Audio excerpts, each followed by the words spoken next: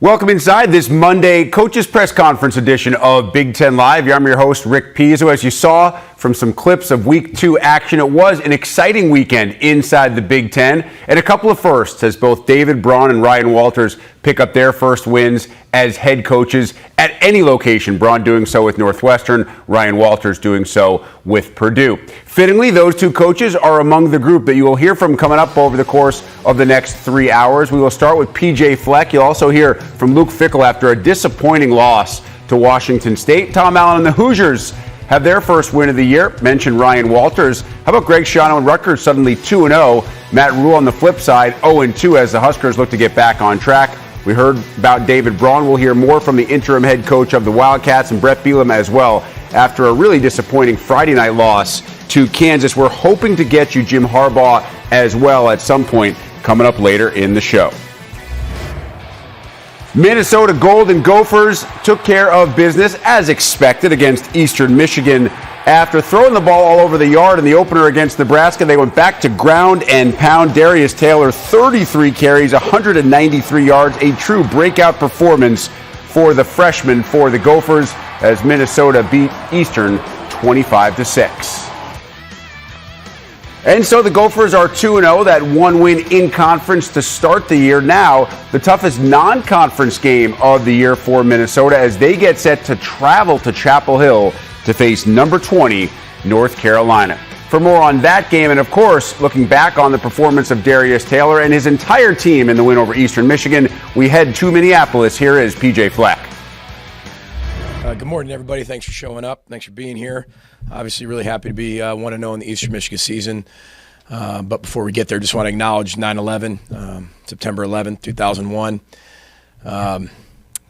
We talked to our team about it yesterday, and we got a chance to visit the memorial when we went out to the Pinstripe Bowl, the New York out there in New York City, and it's incredibly powerful.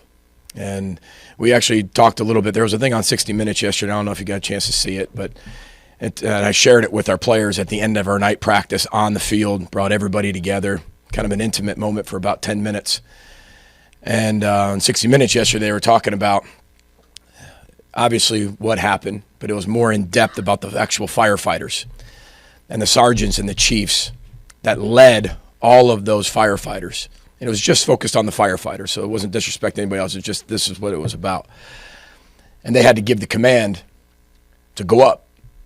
And it's a very powerful story because as a leader, this is not life and death. This is football. And they had to give the command to actually go up in the buildings with 75 pounds apiece on their back going up 90 floors. So we kind of did an example of us, and just kind of had a backpack of what 75 pounds feels like. And carrying that 90 floors up, knowing that that's probably the last time you're going to see your family, last time you're going to see your kids, last time you're going to hug your wife. That was the last time that morning to a lot of people and their families. And but then they had the sergeants and the chiefs who gave those orders to go up. And they said not one person, not one firefighter asked why. Not one firefighter said no. I mean, what a story. I mean, we look at it and we memorialize it and do all those things, but it's the individual stories of that heroic effort that day of our country and those firefighters and the policemen and women and everybody who were the first responders, and it's just powerful. And so I wanted to make sure I shared that with them because you're constantly giving perspective as a leader. Not to say you have it better than someone else. I don't believe that because I think everybody's own issues are their own issues, and no issues are bigger than somebody else's issues. I'm a firm believer in that with mental health. But I also was, okay, we play a game, and we got a little tired here and there. Okay, and what floor do you stay on in that beautiful new field house? Oh, I stay on floor 4, Coach. Okay. Do you go on the stairs or do you take the elevator? Well, I take the elevator. Oh, for 4 floors? Okay, here's 75 pounds on your back and go 90 to go save people, knowing you're never going to come back. Would you do it?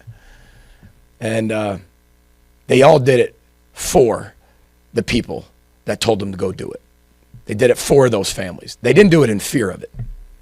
And that's leadership. at its finest. And that's hard to swallow because there were so many people. 2,997 people were killed that day, approximately, right there. I think that's the right number. And just a really powerful day for us to just remember, how grateful we should be for all the things that we do have. We're not perfect. Our country's not perfect. But we do have a lot to be grateful for. And I'm grateful for this football team. I'm grateful to be the head football coach here. On days like today, it brings that full circle. And I want our teams to be a really grateful football team and do it for each other. Never do it in fear of each other, but do it for each other. So anyway, I thought I'd start by just starting with 9/11 and obviously being the anniversary of it. We all remember where we were that day. So. Many thoughts, prayers out there to all those families that lost anyone or knew anyone on that day. So with that, we'll open up for questions. Transitioning to football, with Darius Taylor earning Freshman of the Week in the Big Ten, Yeah. When you look back on his performance, what stood out that was more than just game day? It's just grit. That's it. I think he had one carry in game one, and then, we always talk, put the ball on the ground, and ball's a program. We can't put the ball on the ground, period, right? So then, Darius got probably way more than he even thought he was going to get, but he earned it. Every rep he ran, he earned more and more and more. And that's what a true freshman does. You don't know what a true freshman can do in a game until he does it. You can watch him in practice. Remember, this kid played wideout in high school. His senior year, he played running back. All right, so he hasn't played running back for a very long time. And what you're watching is, okay, well, what can he do really well? What are some things that he has to continue to get better at? Or some things that have carried over that he's been really he's had to improve since January that are way better now. Some things that are still lingering that are still there. But it gives us a lot more data. But you saw grit, determination, and we were determined to run the football, period. That was more me than the coordinators. We probably could have thrown the ball a heck of a lot more than we did, for a lot more efficiency than we did. That wasn't the point of that game. We had to instill the run game into our players, instill an attitude and mentality in a football team that's who we are, despite who's in the backfield, period, right? And you have to have that balance. And if the better your players get at quarterback, at wideout, at tight end, and running back, O-line, the better the offense can be and the more balanced you can be. And that's the direction that we have to head, and Darius helped us with that. But he's a great kid. You get a chance to be around him. You had a chance to be around him. I've always had that philosophy of not having freshmen speak to the media. You're probably asking, well, why do I let Darius? In the new NIL world, and these guys have their own podcasts. They have their own TV shows. They have their own YouTube channels. Why wouldn't I? So Paul Rovnak and his staff do a great job educating our young people. They're growing up faster than they ever have. So hopefully you enjoyed, him in the press conference afterwards, because he's a fantastic individual that is very close to his auntie and his grandma, who were very excited about his performance. They were very excited about that, maybe more excited than him, and that's great to see for the people that raised him. But he's a wonderful young man. He just has a long way to go. But what you saw was a snippet of what he can actually become, and that's not the only back that has that ability either. We just have to keep developing the others as we keep going through this season, and then also in recruiting. You mentioned coordinators. With having a new coordinator, kind of new to this, are you on headset more with him, or No, same. Same. No, I just think it was more like situational stuff. It wasn't like, I'm calling the plays. It was just, okay, nope, I like the call, but it's 2nd and 1. I like what you're calling, but you know what? We got to instill a mentality. Run the football. And I probably interjected more than I have ever, not because of the coordinators at all. They didn't do anything. They weren't doing anything wrong. I had to do something as a head football coach to instill something in that moment, in that game, with the backs we were having and the balls were on the ground. So, game 1, we didn't get enough rushes to do that. You can do it in practice all you want, Chip. You got to be able to do it in a game. So now we have 2 ways that we know how to win. We got to combine those. But again, our coordinator's doing a great job. That's not that of why I stepped in there. And they agreed with me as we kept going, like we have to. And Greg Harbaugh said that too. We're on the headset and we're talking. He's like, hey, listen, the only way we win this game is we put the ball on the ground, or the only way we lose this game, we put the ball on the ground and we stop running the football. Simple, right? So, but again, we get the ball inside the 5 3 times. Usually we're all used to Mohamed Ibrahim scoring a touchdown. That's our bread and butter. For 7 years, that's what we're used to, whoever's back there. Well, as a head coach, I still want to be used to that. So I've got to get whoever's back there used to that. And you can't just do it in practice anymore, right? Especially when you're dealing with a true freshman, right? And you had scrimmages, you had all that stuff, but you're still developing him. You got to do it in the game. And that's what we felt like we had to do at Eastern Michigan. We learned from it. There were times we were able to do it, times we weren't. Now we have that data. Now we got to respond to that data and be very transparent with our football team. And I think we've always been that way. I have no problem being transparent and honest with the football team. And we got a lot better yesterday in our team meeting, and we'll keep growing. Was the run the ball message as much the offensive line as the running backs do? 100%. Yeah, Brandy, absolutely. It was everybody. It's the whole run game. Lemecki Brockington had one of his best games blocking. Absolutely. Because in the Big Ten, you better be able to run the football, period. Everybody has to at some level, right? And that's our MO. Everybody knows that. But that doesn't mean we're running the triple option. It just means that we're going to be different than we used to be just because it's a different team. But the mentality of a team, I never want that to change. And we have a lot of guys in positions that are a little more inexperienced than what we've had in the past. That's what I meant. There's experience and inexperience. Well, I got to get that inexperience that's really talented to have that same mentality as a fifth-year senior or a seventh-year player or somebody who's been in the program for a long time. That's what you're creating. When it comes to Drake May, what most impresses you? Everything. I mean, he's as advertised. He's smooth now. I mean, nothing rattles him. He's a great runner. He's a great athlete. He's very accurate. He can do it all. I mean, that's why probably he's the number one quarterback being taken in the draft, they say, coming up. I've only studied him one night, right? A little bit in the offseason, but you talk about a really good player. They build the whole scheme around him. They got a really good running game, which is really helping him as well. So they're very balanced on offense. They're very disciplined on defense, but we've got a tall task going against that type of quarterback, and rightfully so. He seems like a wonderful person, according to Mac, and in the interviews I've watched, I wouldn't expect anything less, but very, very talented in the way he plays the game. What are the benefits of playing a top 25 team and a quarterback like Drake May this early in the season for you guys? Well, we're going to get it early and often. All year, I think there's 5 or 6 ranked teams we play, and it doesn't matter when they come at you. It's the next opportunity. We've been ranked before and played other ranked teams. We've been unranked and played ranked teams. We've played unranked teams. It's the next team on your schedule. We know they're very good. We know they're very talented. We know they're very strong, fast, athletic. They're very disciplined. You talk about an incredibly disciplined defense. I think that's a great compliment.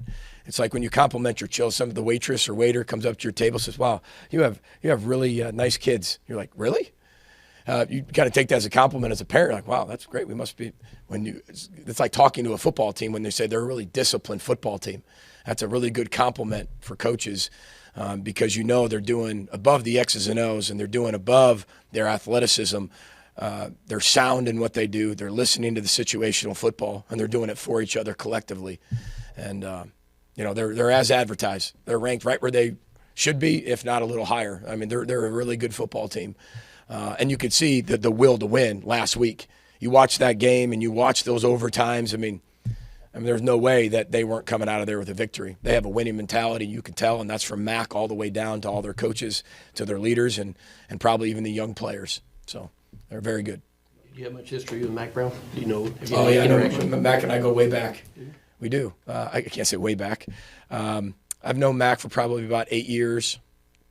Mac has been he's been a distant mentor, I would say, from a distance. I've called him on a lot of different things. He's helped me through a bunch of stuff. We always see him in different head coaching events. And I still remember when Heather met Mac, and she's like, "How could you not want to play for that guy? If I was a recruit, I'd commit to him on the spot." I'm like, he's Mac Brown. He just recruited you. And he's just so gracious. He can talk to anybody. He makes everybody feel really important. He's a wonderful man. He's a phenomenal football coach. He's a great connector. He cares about his players, cares about his job. He cares about how the job's done, and he cares for all the right reasons. And he's got 40-plus years of experience doing it. And he's won everywhere he's been. He's he's won 100 games plus at North Carolina, 100 games plus at Texas. I mean, you don't hear about that very often. He's one of the greatest college football coaches of all time, but the Mac that I know is one of the best people of all time. And I can't thank him enough for just the wisdom he shared with me over the years. And his wife, Shelley, they've been really, really good to us. What has to happen for the offense to become more explosive? Just explosive plays. I mean, and we ran the ball 56 times. Am I correct? I am correct on that, right? I think it was 56 rushes. First time we ran for 56 times since 1970, something like that. Wasn't it the most rushes? Am I right on that? 50? No? Yes? Double check that. I believe you're right. Thank you. It's right. They said it's right. You said you have to check. I'm believing them. But think about that, how much we run, right? And we've changed our explosives from 20 yards to 25 yards, okay? So let me kind of unwrap what your question is, because it'll bring some sense to it. For us to be able to be really successful this year with our schedule, with this particular football team, we changed our explosive plays from plus 20 plus, to 25 plus. So we upped the bar of what an explosive play means to our offense. Well, we had 5 over 20. So if we went on last year's, we'd say, I'd be in here saying, man, we were pretty explosive. What are you talking about? We ran the ball 56 times, and out of those runs, we had 4 explosive runs. That's good, right? But now we've upped it where we had 0. So when we're talking about explosive plays, it's breaking an extra tackle, right? It's being able to create more separation in the secondary. And we didn't call enough in the way they played it, right? And we got some PI calls. But we just have to be able to be just more efficient when we call those plays and call more of them to be more explosive. So you design plays and you call plays for them to work and for them to, hey, if you can make that guy miss, it's an explosive. Or, hey, we can catch him in this coverage, it's an explosive. And then a lot of things go into it. The ball placement of the ball, where's the ball placement? Was it an accurate throw? Was it an advanceable, appropriate ball where somebody could take it and run with it? Was it a catch and slide because he had to be able to put it in that position? Were we able to break a tackle? What kind of throw was it? So all those things go into it. But we just have to, explosive plays are going to be critical for any offense, and we just have to be more consistent in what we do. The offensive line was obviously dominant, but I want to talk about 2 particular performances. One was Tyler Cooper on the trap blocks up the middle, and how Quinn just devastated the right side of their defensive line, especially as the game wore on. Yeah, I mean, we had some guys up front that were elite playmakers and made the elite club this week for all the right reasons. I thought we were able to, impose our will at the line of scrimmage with all due respect. I think we were able to dominate up front. And they work cohesively as a unit. It's not just one guy, but we're going to play some more guys as we keep going forward.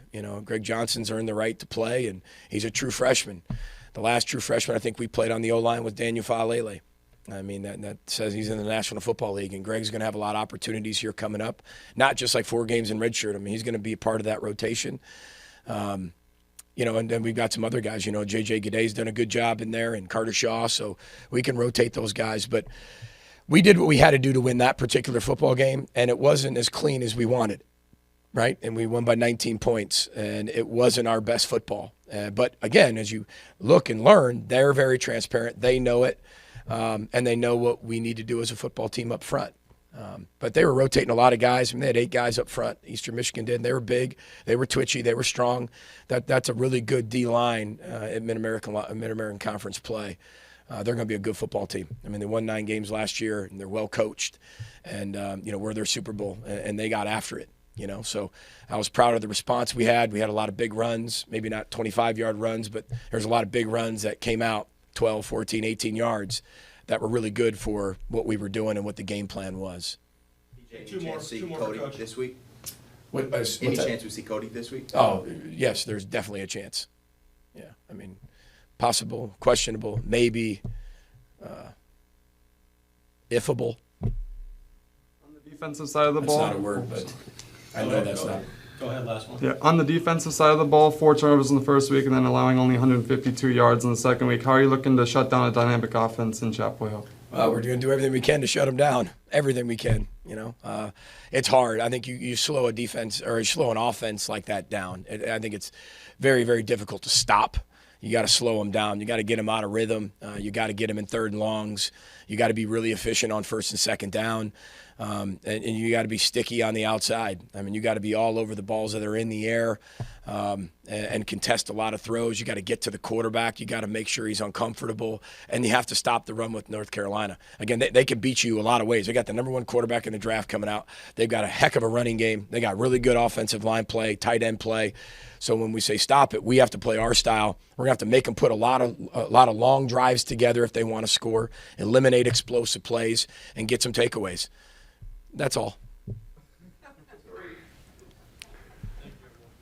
That's it. All right. Row the boat, Sky Mile. Go Gophers. Thanks, everybody. And excited for the opportunity for him and excited for Brandon to be able to be in this role. And together they're going to help us do great things in 2023. Questions? Yeah, Tom, you've kind of grouped them together kind of throughout the fall when you've talked about them, but what specifically, especially in the last, you said there wasn't even a distinction after that first game, but separated Taven? I know you mentioned his moxie, but what else sort of made the difference to you to give him the job? Well, I felt like we needed to get to just full game evaluation because it was so close, and to be able to see, okay, who moves the ball down the field and scores points, and that's really what it comes down to at the end of the day. And there's a field presence that you have during games. Practice is important. We know that, and we evaluate that, and how you handle things. But there's nothing like the game, the ebbs and flows of a game, the emotions of a game. So it just felt like that there was a poise to that part of it, and ability to move our team down the field. At the end of the day, that's really what it comes down to, is being able to score points. And I think both guys can do that at a high level. I really do. And obviously, I think you saw that from both of them. Obviously, 2 different opponents that we were playing, but at the same time, I think at the end of the day, you got to make a decision. And I would say it was, it's close without question, but at the same time, this is where we are, and I'm excited about, the decision moving forward. I guess I remember you talking about Peyton and Mike Penix both this way at different times, but were there things that you saw from Taven, just maybe the game brought out of him, I guess, the game atmosphere as opposed to practice, as opposed to scrimmages, things that maybe you saw him elevate or just change a little bit when it was live game action? Yeah, I think he plays better than he practices, in regards to just pure, even some executional things. Some guys are like that, when the lights are on and the pressure's on, and you got to make those throws, and you got to make plays, and people are in your face, and you're getting hit, but I thought it was pretty telling. We had a situation where he got hit, he had to come out. Brandon comes in, throws a strike. Throws a great pass, and off the bench, and so just that ability to be on in. Then we brought Taven right back in, and so he got the wind knocked out of him. But at the same time, I think just being able to be in there, and like I said, we saw both guys needed. They both are young, they both need to play, and they both got those opportunities. So, but I think Taven to me was just to be able to have that, the game day poise and execution was critical, and got to do it on game day, and that's really where that was the final piece of the evaluation for me, and since they had not had that experience in the past. And so that was where it was a little bit different from in previous competitions that we've had. You had 2 different guys, both of those times that had played more or less than the other guy, whereas you had now where you had both of them that did not have game experience at all. So that's where I feel like Taven was able to separate himself there. Tom, at any point, did that become a clear decision for you? Did that occur over the weekend sometime after something you saw on film? When did that kind of crystallize in your mind? Yeah, I would say on Saturday, after you had a chance to go back, I always want to make sure, I wasn't going to make a decision when we walked off the field. And, I wanted to be able to see the film, see everything, take a deep breath, evaluate it, and just, make sure we were all on the same page, which we are. And so, but yeah, I would say Saturday was the day you make that decision. And then met with both players yesterday and told them together, face to face, in the same time, and because we've been this way from the beginning with these 2. So we've told them when we first made the decision about playing each one of them, did it together, and made this decision with them and talked them through it together. So, excited about, the way they're handling it, because I know they both want to be the guy, and I get that. You're competitive. You want to be in this position, but Taven knows he's got to perform, and Brendan knows he's got to be ready. And that's the reality of competition, and performing at an elite level. So, but Saturday was the day, decision was made, and then we communicated that with it yesterday.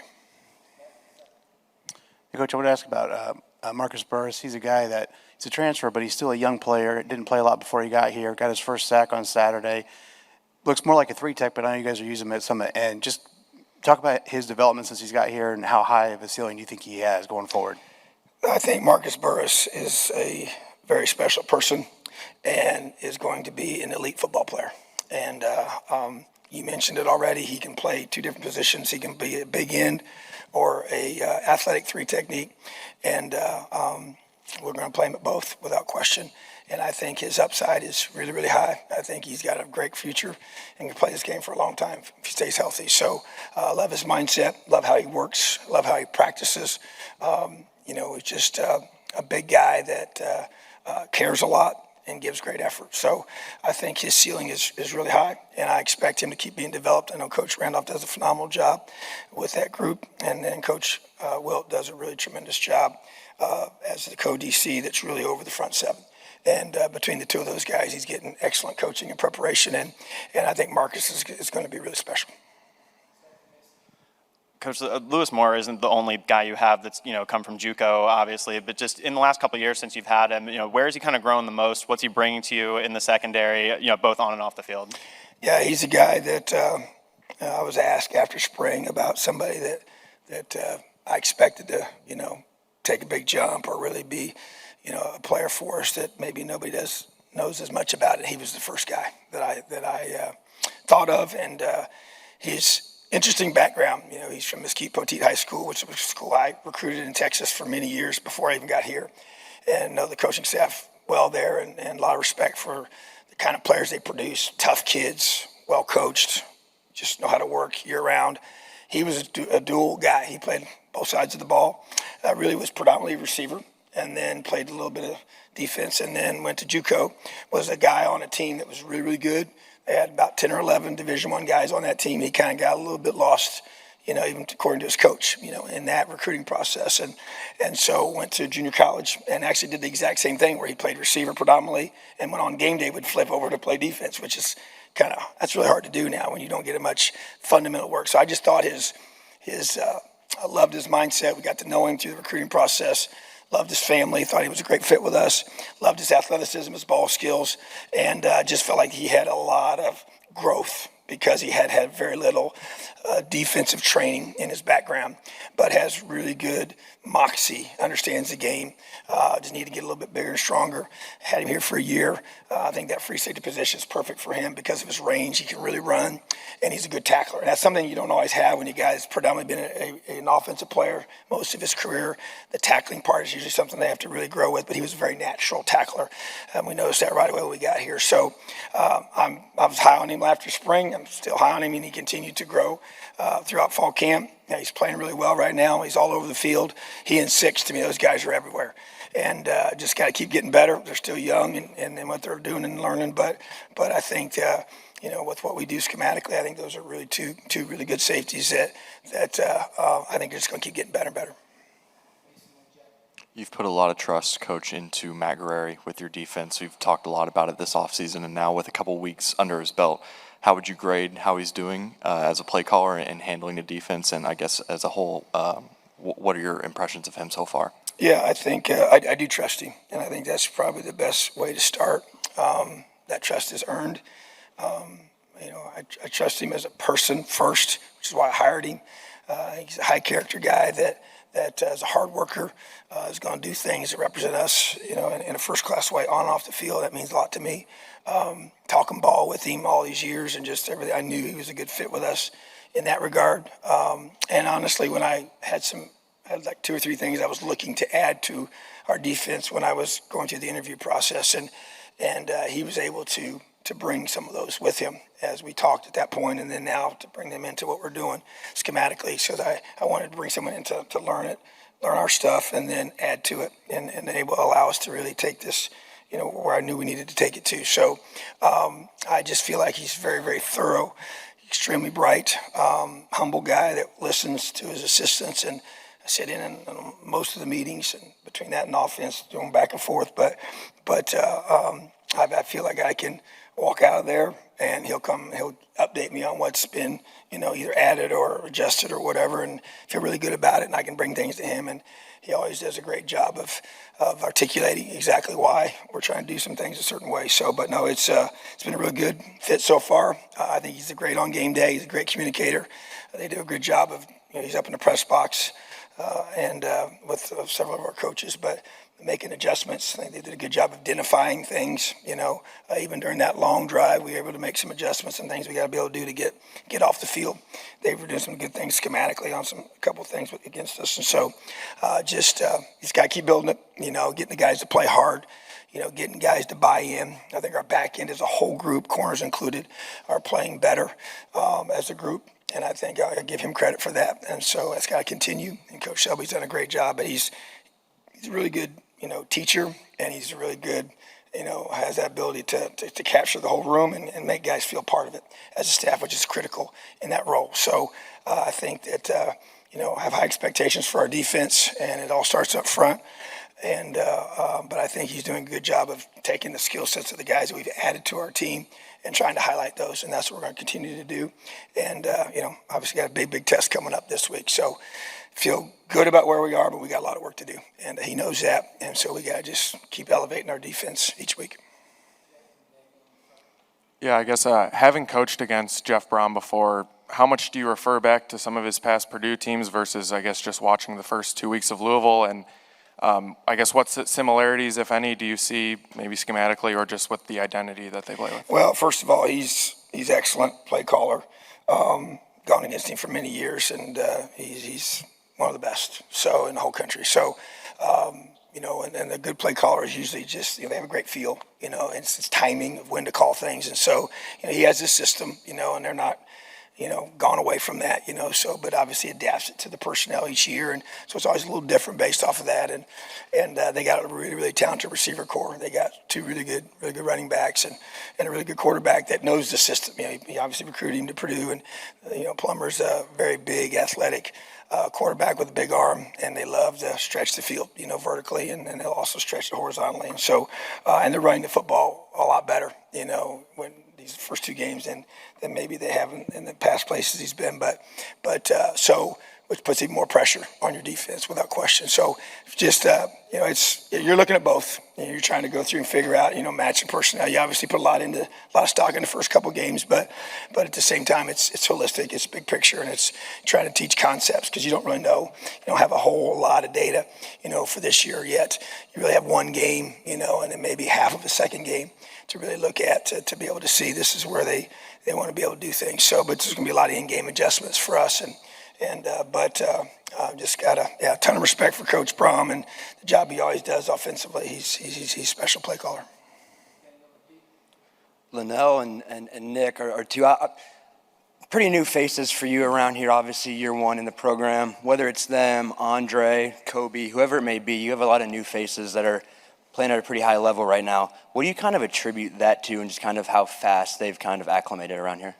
Well, I would say, I put a ton of work, prayer, just to get the right guys, man. It was just, I knew when the season ended, we had so many guys that had been here for so long, and especially on defense, we're going to get a lot of new faces up front and in the back end, and a couple of linebacker spots, and how critical it's going to be to get the right fit for your program. And so a lot of homework on these guys. And my whole goal was to find somebody that is with them every day that can really tell me the truth. Now some of these guys we already knew. Nick Toomer we knew really, really well in regards to recruiting him the first time, but still hadn't been with him because it's different when you're a young man coming out of high school, and if you've been, the opposite would be if you have come from another university playing college football, you have a better understanding of how they have adapted to college life, the schedule of being, academically, physically, the football part, and the weight training piece of all of that. So you find somebody that knows them really well to try to get the best fits, because that to me is, there's a talent piece and there's a culture fit piece of guys that are going to buy in to play within your system as hard as they can possibly play and care more about the team than they care about themselves. And that's a challenge. There's no doubt about it. And so give our staff credit, to find the right guys that that we felt like could come in here and be good system fits for us schematically and also culture fits for us,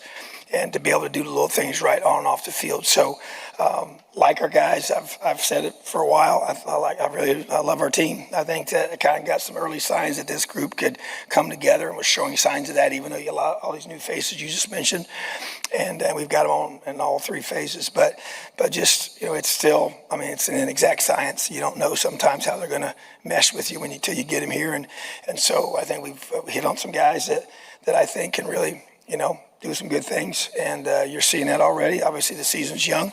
We got a long season ahead of us, but it's 1 week at a time. That's all we focus on. So right now, it's about us getting these guys to come together and play their best football on Saturday. Yeah, hey Tom. The receiving tandem of Cooper and McCulley, what are you seeing from them? What do you hope to see from them? And including, how well do they block? Yeah, so you take those two guys, two Lawrence North products, and obviously Don was throwing to Omar, in high school, and I think two really good football players, that do block. I mean, their effort in blocking is, to me, that's the character test. That's the buy-in test. That's the, hey, this guy gets it test. We brought in, an individual from the NFL to talk about that, to say, hey, what are you looking for in a receiver? And big part of that is, are you willing to block? Are you willing to play on special teams? Are you willing to do the little things it takes when you're not catching the ball? Everybody loves to catch the ball and, get yards and score touchdowns. So I look for what they do when they're not. And so I think those two guys are unselfish guys. Yeah, they want the ball, and that's good. Even when you think about last week, Omar didn't have much production, and then boom, there you go, over 100 yards and a bunch of catches. So just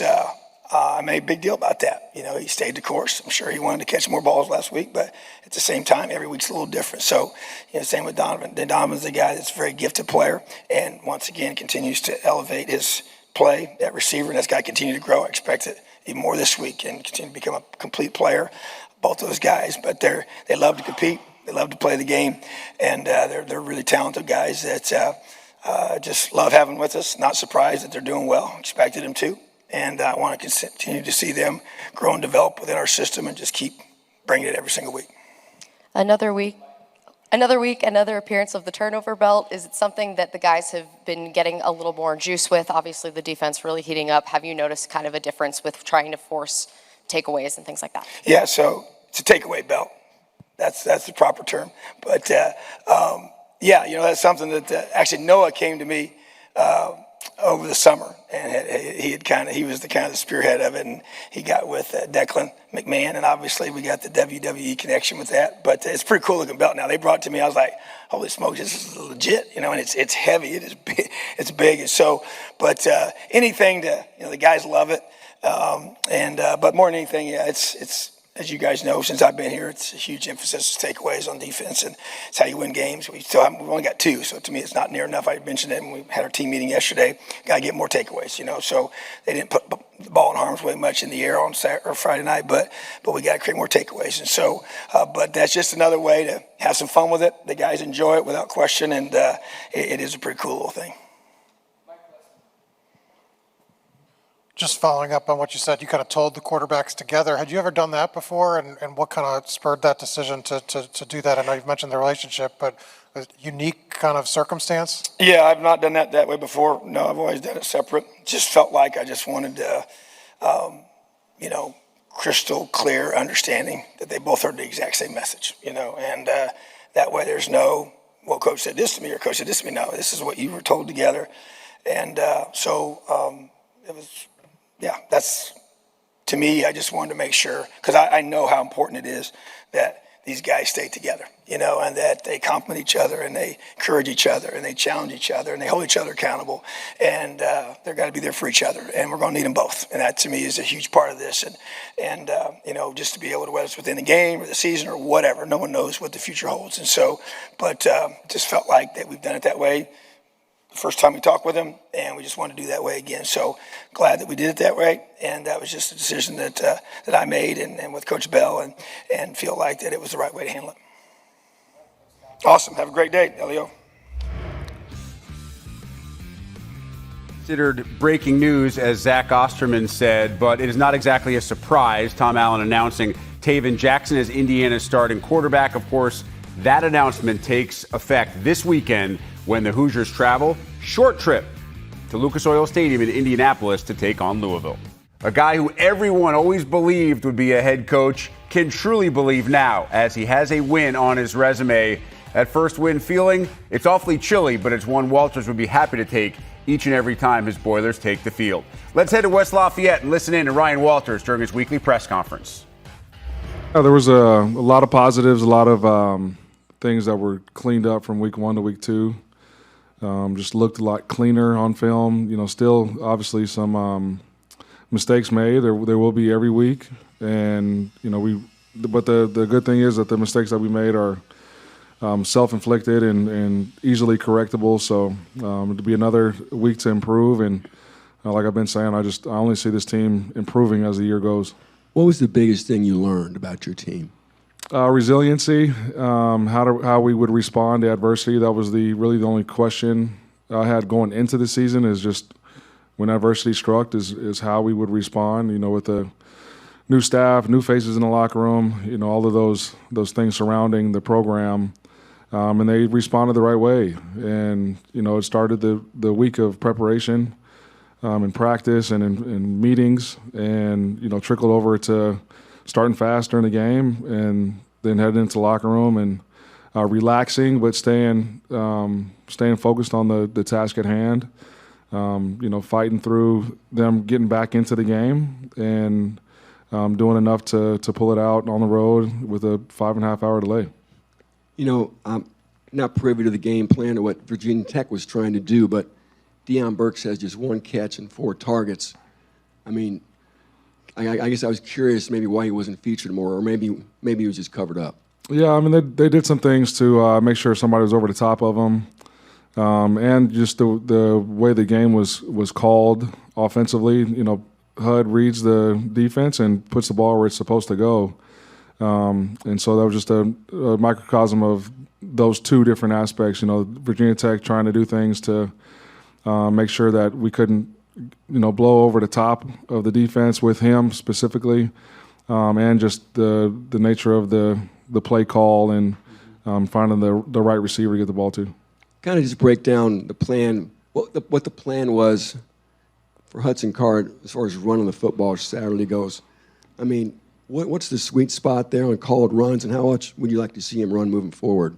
Yeah, definitely there was an emphasis on having some design runs for him.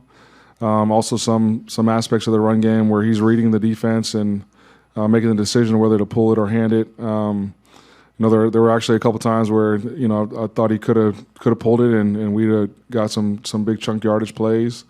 This is also new for him and playing this style of football. But it's obviously you don't want to have him get hit too many times. But you also want to trust him to go play football because he is a good football player. And do you know Purdue's one of only 2 Big Ten teams without a turnover? I did not know that. But I have been pleased with the ball security, and that was one of our goals going into the game was to win the turnover margin. Just to anytime you're on the road and in front of a hostile crowd like that, you don't want to give them momentum swings by not taking care of the football, and they've been doing an excellent job of that so far. And your depth chart shows Gus Hartwig atop the center spot. Can you talk about that and the likelihood that he will play Saturday? I don't know if he will play or not Saturday. We got to trust the docs and trust where he's at in the rehab process. But I can guarantee you when he's ready to play, he's going to play. I know that Colgate and Western Michigan aren't world beaters, but Syracuse clearly took care of business against those teams. How big of a challenge is this? Obviously Syracuse beat Purdue last year, so you're facing a good football team here. Yeah, I mean, you guys have seen the schedule. Like every week, it's going to be a good opponent, and you can't fault Syracuse for playing Western Michigan and Colgate like those. They did what they were supposed to do, and so you watch film and you see both sides of the ball. Offensively, they know exactly what they're doing. With the new offensive coordinator, that was on staff a year ago. They've changed a little bit, but how much is that is just nature of the two opponents they played, and will they get back to doing what they were doing a year ago? And then defensively, Rocky Long is highly respected in the defensive ranks of coaches in this profession.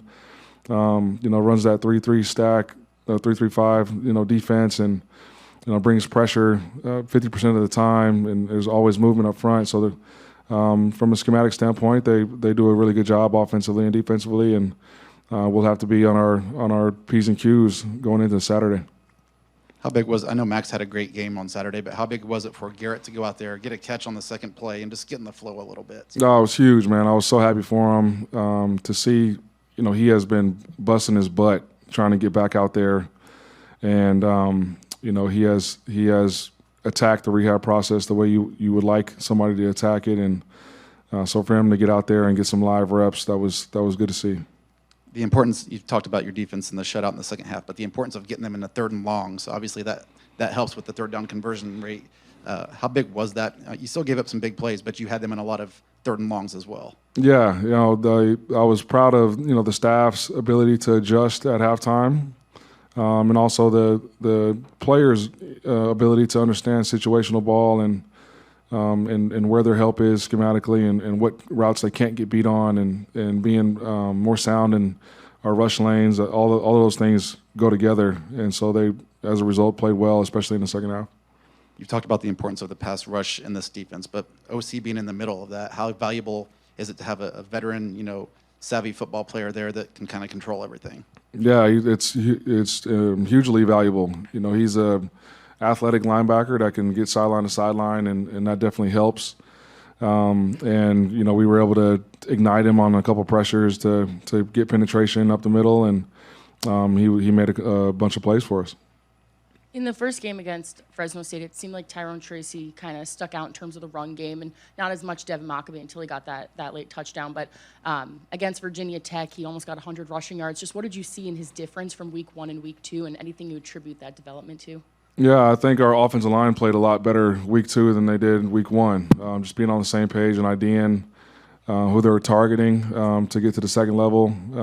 So you give Mockabee and Tyrone space, like they're very athletic and have great vision and are hard to bring down. And so, I think it was a combination of those guys just getting more opportunities and also our offensive line playing better. Was Saturday what you envisioned this defense looking like on a weekly basis? Almost. We're still not there yet. We got some work to do. But you saw more of it. I thought we were a lot more consistent, made a lot more competitive plays, and played within the framework of the defense. And so you saw guys playing selfless and being more team oriented. And I thought Coach Kane did a good job of putting them in good situations and good spots with some of his play calls, and so I think we're getting close to it looking like we all envisioned it defensively.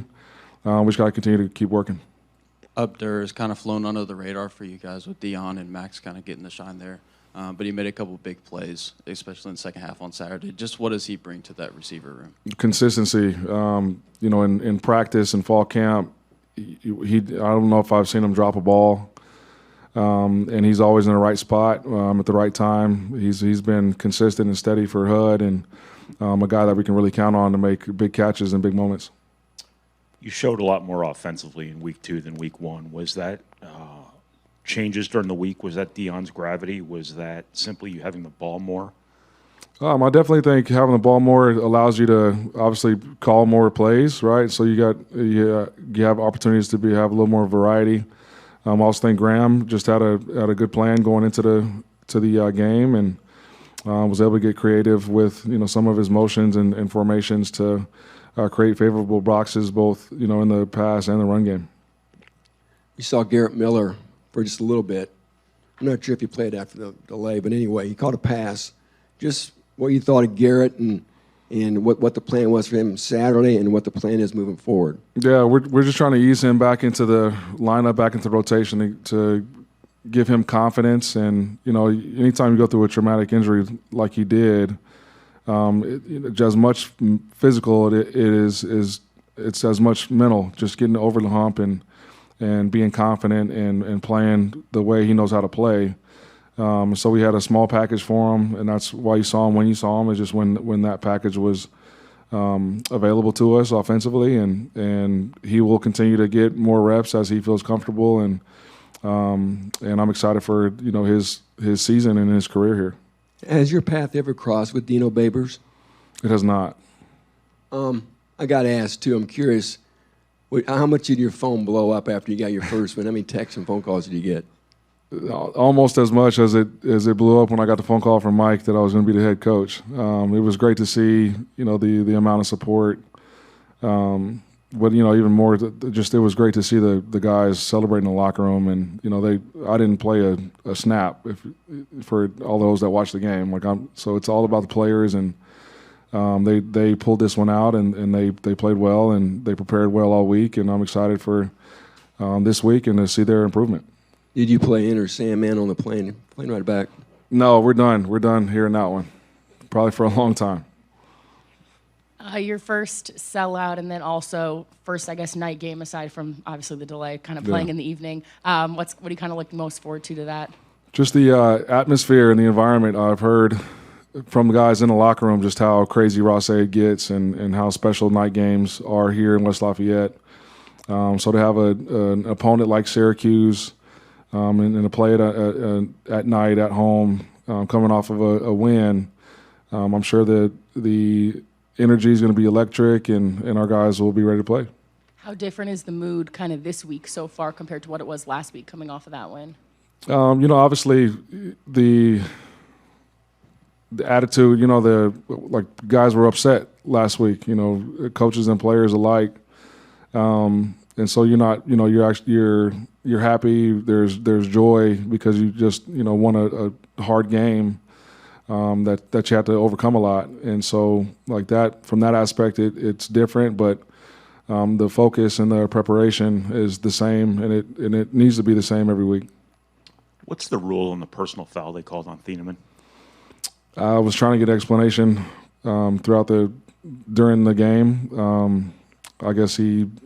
Maybe the target was a little bit too low, or he arrived a little bit too late.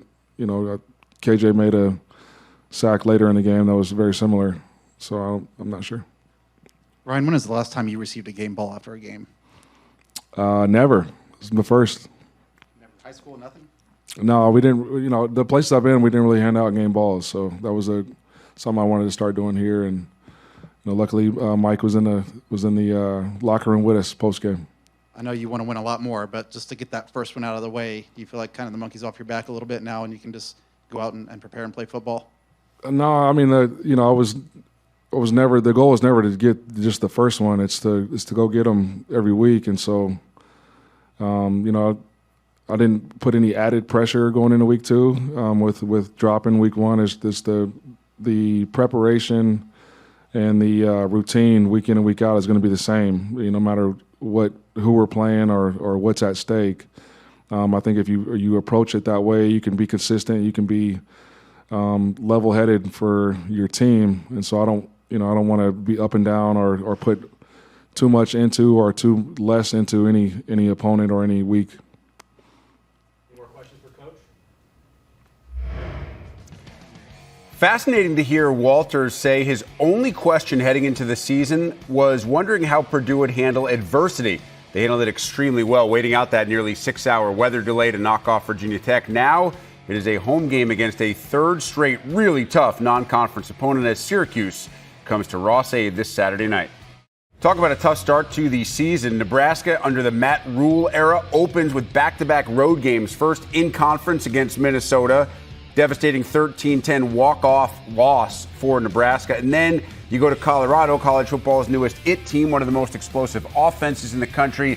36-14 is the final. Rhule and company hoping to bounce back at home this weekend against Northern Illinois. To Lincoln we go. More from Matt Rhule. All right. We practiced last night. Jeff was unable to practice with the ankle, so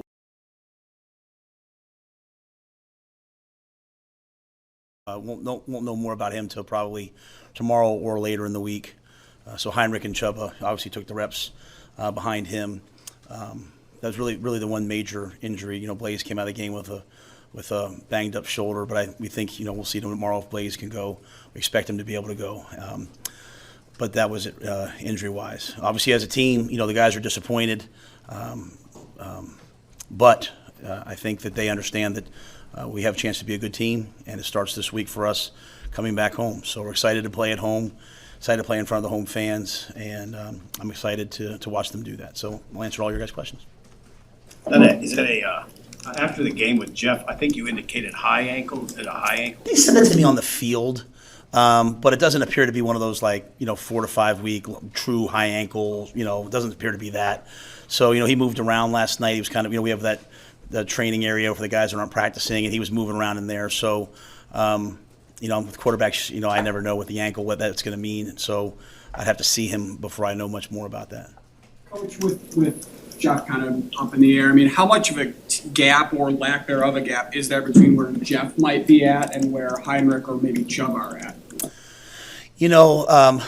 I just leaned back on kind of what I said at the end of training camp, that I felt like we could win with Chuba and I felt like we could win with Heinrich. They both can run, so we can maintain some of the things that we're doing quarterback run-wise. I think some of the plays we've called have been quarterback draws, and maybe they've been seen as like a scramble, but we've called some quarterback draws that those guys can execute at a high level. So I think both those guys can run the offense. Obviously, right now, with where we're at right now, the offense isn't doing what we want it to do in general. So, I think all of us, as a team, have to be better on offense to have a chance to win games. But I have a lot of confidence in both those guys, and I think they both bring unique skill sets to the table. Just to be clear, though, if Jeff is able to go physically, will he be the starter? I'm going to see him practice first. You know what I'm saying? Jeff's our starting quarterback. So if this hadn't happened, he'd still be out there. That being said, we can't keep turning the ball over. Okay, so there's that fine line of, and not every, when you're the quarterback, not everything's your fault. They snap the ball and it hits a guy in motion. Sometimes that's the quarterback's fault. Sometimes it's someone else's fault. So this is a top down, starting with me. Hey, we have to be better. We can't be -8. And that goes without saying, right? It's just that can't be in our building, not out there in the world. That can't be the only narrative, in our building. In our building, it can't be, we'll just turn the ball over. It's 13-7 with 6 minutes left to go in the third quarter, and we lose 36-14. That's not acceptable either. So we're asking everyone just to get a little bit better, But all that being said, Jeff's our quarterback, but Jeff also has to protect the football. When the ball's in the ground, things are going to happen, especially on the road. We have to dive on the ball and just hold the ball there. So I'm obviously not getting that point across. I'm going to get it across to everybody as we move forward. But I don't know what he looks like, so I just don't want to comment too much. If he was 100% healthy, I'd have him out there with the ones. How do you practice that, though, diving on the ground? Is it this effort? how do you work on something like that? Yeah, so I look at it and I get upset about it, right? Like, why do we not jumping on the ball? And Ron Braun has been a tremendous kind of mentor to me here. And, I go out to practice every night. Coach Darlington's out there, watches practice. And Coach Darlington will talk about, hey, we had the punters and kickers tackle. Coach Osborne came to practice last week. And so I listen to my mentors and my elders, and Ron's one of those. And Ron said, Matt, we're all sitting here saying that why didn't Jeff jump on the ball? But every day in practice, if the ball's in the ground, what do we tell Jeff to do? We tell him to get out of the way. And he talked about a play in the Super Bowl a couple years ago, and Cam didn't. Cam Newton's the most amazing competitor I've ever been around in my life. Like my life was changed by being around Cam Newton. Okay, so Jeff's a competitor. So Ron's point was like, well, why don't we practice that? Why don't we practice having the quarterback dive on ball? Obviously, we can't do it in the flow of a team period. Or, I was at Penn State when Kerry Collins, as a sophomore quarterback, dropped the snap and went down to pick it up, and a defensive lineman broke his hand, and all of a sudden he was out for the year. So Ron's point was we should be training that. And I've never thought about that. I haven't had that problem before, but my job is to fix the things that are happening. So I know Jeff would never not go get the ball. I just think Jeff tried to reach down because he wanted to make a play.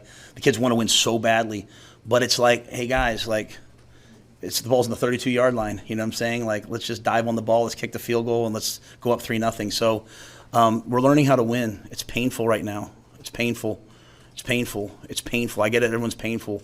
But we're never gonna waste a crisis. You know what I mean? We're not gonna waste these losses. Like we're gonna learn from it.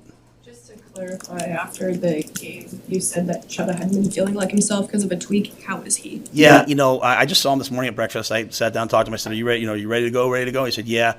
And so he had like kind of like a little tweak of his groin about a week and a half ago. Good enough that he could play, but he hasn't been full speed, if that makes sense. So it could be like the emergency third. And I think that was in reference to the question of like, who would be the two. Chuba's been doing this to me, so I think he can bring a lot to the game. But that's why he would have been the third guy going in. He went in just because Heinrich lost his helmet. Heinrich's been taking all the 2 reps with Chuba kind of being a little bit limited. He told me today he feels good, so we'll see how the week goes. What do you set for expectations team-wide this week and in general for the rest of the non-conference season? Obviously, you have two games. Yeah, I mean, again, like this is kind of what you get when you hire me. You know what I'm saying? Like this is what you kind of get. Like it's not going to be a quick fix. It's not going to be overnight. It's going to be, we believe, built to last. It's going to be built on rock. And so we take advantage of these. We take advantage of these painful moments. We sit there and want to say to our goal right now is to say to ourselves as a coaching staff, in 3 years, we did our best coaching these weeks. So I understand if there's frustration. I understand if there's like, man, why, but we're trying to learn how to win. You know what I'm saying? We're trying to learn how to win, and that's everything. So obviously, can you turn the ball over 4 times and win? No, I get that, right? But like, why are we turning the ball over? Like, why? Like, I take accountability to the guys. I did a poor job last week of preparing for the crowd noise. I didn't do a good enough job, and that's not an excuse. That's me, honestly. I hate when coaches get up here and say it's on me. I honestly did not do a good enough job. Like, because why? Because we were going on silent and we fumbled the ball twice, right? But why aren't we just diving on the ball? Because the guys want to win so badly. So we want to win so badly, but we're just not doing the little things it takes to win. But at the same time, it's 13-7 with 6 minutes left. I'm going to keep saying that. Like, that can't happen. You know what I'm saying? Like, that can't happen that it becomes 36. And so we're just trying to attack it all throughout the program, that everybody sees it. We can't punt the ball 25 yards. We can't, like, all these little things come together. But if program-wide, if everybody takes accountability, blocks out the noise, and everyone tries to handle these little things, when it all does come together, because I think we're playing pretty good defense at times, and we're running the ball okay. If it all comes together, I think it'll be pretty hard to deal with, right? Because we'll be running the ball for about 250 a game. We'll be protecting the football, good on special teams, good on defense. So that's the plan. It's just not all together yet. So we're going to face an excellent team that came here in 2017 and won. Northern Illinois is a winning culture. Programs are either winning or losing programs, in my opinion. And so Northern Illinois is a winning program led by a man who won there as a player and is now winning there as a coach. They went to Boston College and they won the game at Boston College, beat an ACC team. Obviously, they played a rivalry game last week. They lost the game. They turned the ball over 3 times. They've got a quarterback who's, Power 5 quarterback. They've got a tough offense. You should see their D-line. It's as good a D-line as we faced. So I'm not setting anything for anything other than I think we have a good team. We're doing things that are causing us to lose. We have to fix those things. It's just so incremental to me that I'm just right here in the moment right now. Turnovers aside, how many yards did you feel like your offense left out on the field related to explosive plays at Colorado? How do you get more of them, whether Sims is in the game or not? Yeah, I think we had. I can't remember if it was 4 or 6 plays of over 20 yards. Now one happened at the end, but still, we're going to play. I think when I look at it, okay, because we're just not in sync offensively, and I 100% blame myself because we're really good on defense and we're really chaotic on defense. And I think if I would have planned this out better in my brain, I think our offense just never quite gotten rhythm in camp because they're always kind of reacting to the blitz. I mean, we had 8 sacks and could have had 12 or 13 versus a really good offense. So I think we kind of became very reactive in camp, and we didn't start off with an FCS school to get our rhythm, right? We started off with Minnesota, a top 10 defense, and then we went to Colorado and played in that. So we're just trying to find some rhythm. So I don't know if I'm answering your question other than it's not just the turnovers. We're not playing well enough the way that we want on offense. But I saw some flashes. I saw Billy make some plays, and I came out of it like, hey, we got to get the ball in Billy's hands more. I think you see, we take the ball the first drive, and everything's not perfect, and we still down in field goal range. We take the ball, we answer the call, we take it 64 yards down there, we have it on the 32-yard line. It's 3rd and 5, or 35, whatever it was. It's 3rd and 5, 2 downs, and then the ball hits the ground. So it's about the turnovers, but it's also about just the overall flow and execution and getting in rhythm.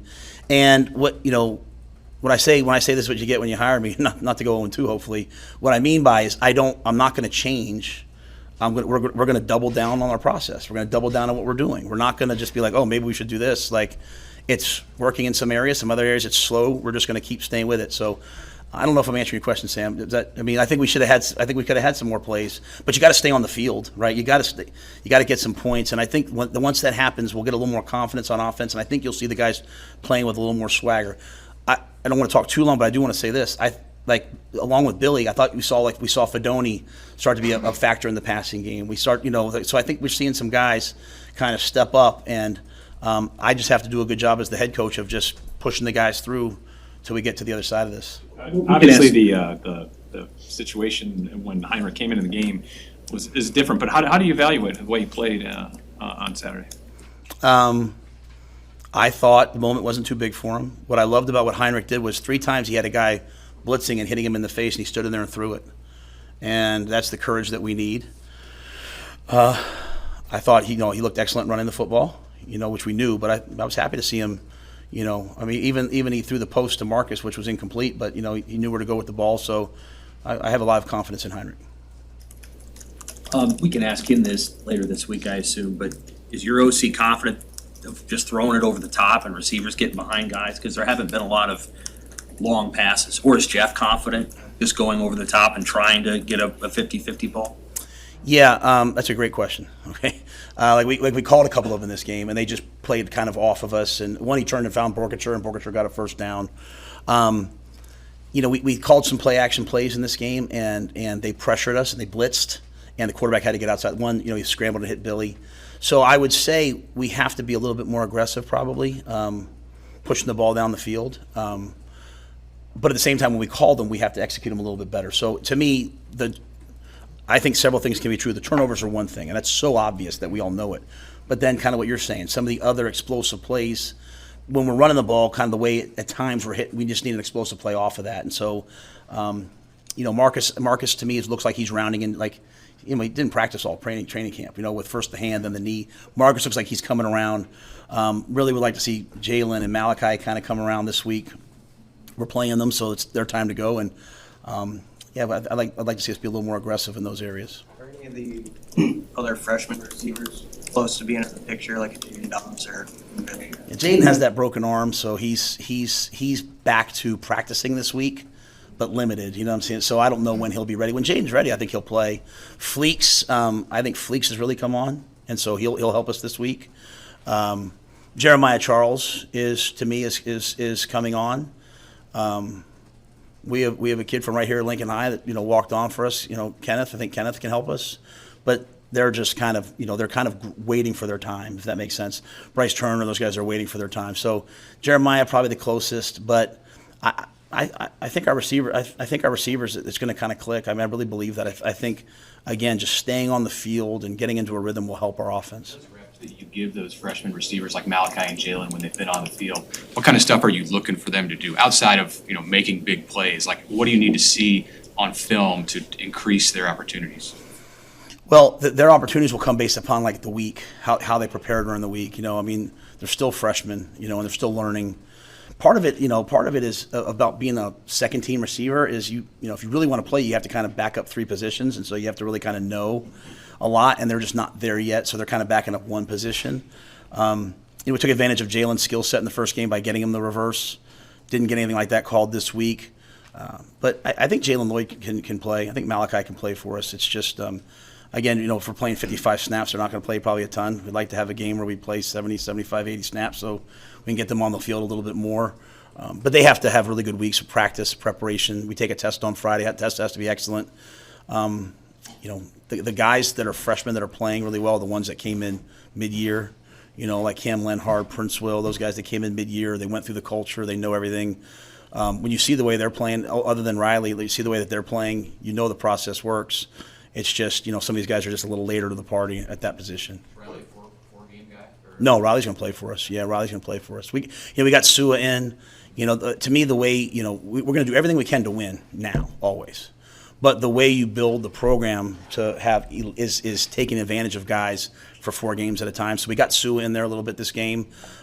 Remains to be seen if he's a 4-game guy or not. It's good to get him in the game. But Riley's going to play this year. How promising is that freshman D-line class, and even the JUCO guy, Whalen's a second-year guy in college. When you look at that, I think 3 of those guys were on the field at one time, all freshmen, just to be able to be that far ahead of some of these guys. Yeah, I told you guys I really liked the D-line group, and they're really coming along. And like I run the defensive scout team, trade team. That's one of my jobs at practice. I mean, I like those guys that aren't really playing yet. I like Leslie. I like Mashake Shack. I like all those guys. So they're all going to play at some point. So, I hope you guys feel like I'm honest with it. Like when you guys would ask me about the D-line depth and training camp, I'm like, I like it. I think I like those guys. I just think that some of them are young, but that's going to be a strength for us for a while. You look out there, Mekhi Bear, a lot of those guys are, they're showing up and they're playing. We kind of made the transition. Jamari's back, so we let him play D-line instead of the jack position in this game. So I think we have a lot of guys that can help us. I think we recruited a good group there. I feel the same way about the receivers. There's just a lot more to know at receiver than there is on D-line. So it just takes a little bit longer. Again, it's just not going to be we're not going to do quick fix things. We're going to develop the guys. Malachi is going to be one heck of a player here. Jalen's going to be one heck of a player here. Jeremiah Charles is going to be one heck of a player here. They're going through the process of becoming a good player. Dwight Boodle got in the game and played. I just met with Dwight earlier today. Dwight Boodle he's going to be a fantastic player for us.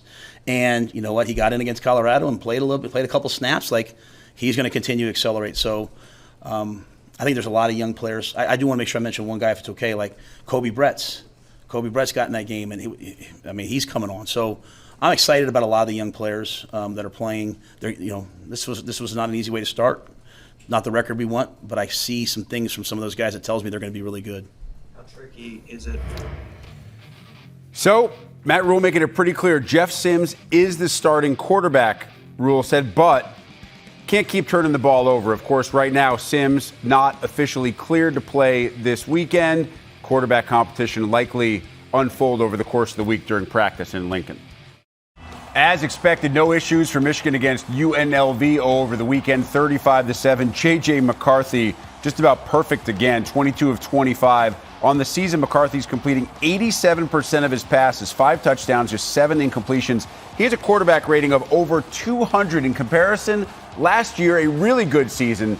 He finished with a QBR of 155. So they get to celebrate with a couple of head coaches picking up their wins with Jim Harbaugh's self-imposed suspension. This weekend, it'll be Sharon Moore calling the shots for the Wolverines. Let's head to Ann Arbor. Here is Jim Harbaugh. Final press conference as he serves the last week of his suspension. Well, it was a great weekend. A lot of wins on the field. This weekend, very enjoyable to watch. Especially our team was thrilled with the performance, really. Offense, defense, special teams. Happy my son, Jack, their team got a win. Ravens got a win. It's a good weekend. Chris, your thoughts on what you saw from the offense and the running game, and is it just something here, something there that's preventing it from really reaching its potential? Yeah, so the offense started extremely fast. Just love the way we're coming out of how we're starting these football games, long drives, so explosive in the passing game. JJ is phenomenal. He so on fire, so on point. The throws that he is making, from the pocket. Doing severe damage when he leaves the pocket, keeps his eyes downfield, and getting big chunk plays and yardage. Receivers, the explosive plays, the plus 15s, are just huge. The kind of throws he's making too. They're NFL caliber throws into tight windows. The accuracy is off the charts. He's putting balls, 6 inches in front of the number. even the throws that are, covering 30, 40 yards, I mean, they're right on the number. A real runner's ball where the receiver can catch and run, like you saw in the 47-yarder to Roman Wilson. Run game, the thing I'm looking at is the inefficient plays. They're outnumbering the efficient runs. Efficient runs, to me, are 4 to 9. Explosives are 10 plus, and non-efficient runs are 0 to 3. And we have far too many of those. It's a combination of everybody. We got to block better in the perimeter. We got to get the safeties better blocked by our wide receivers. Tight ends are really playing well.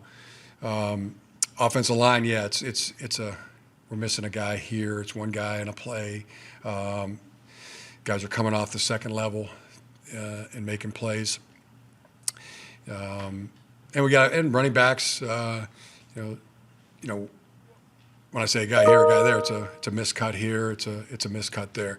But it's something that we're very focused on and emphasizing. Plus the big inefficient plays, 2 of those in the run game, where we don't pick up a 4th and 2, and we have a tackle for a loss, and one big inefficient, Davis Warren's interception. Emphasizing all, and excited to go to work on it. And my esteemed associate Sharon Moore will be the head coach of this game, and he'll be coming up after me, right? So here he is, right there. He can expand further, but that is an emphasis for us this week and going forward. Right here. You touched on the offensive line. How do you foresee that in the coming weeks, with kind of a new crop of guys on the line, they're gelling and maybe not missing as many blocking assignments or coming together? Yeah, like I said, it's a combination really of all levels really. I mean, the offensive line, the backs, and really having the guys dialed in, practiced. Planned, practice, and then execution. Something we have to do is do a better job as coaches. It's not enough to say, hey, we practiced that, we told them that. Well, if they didn't do it, then we didn't tell them enough. We didn't practice it well enough, or we didn't plan well enough.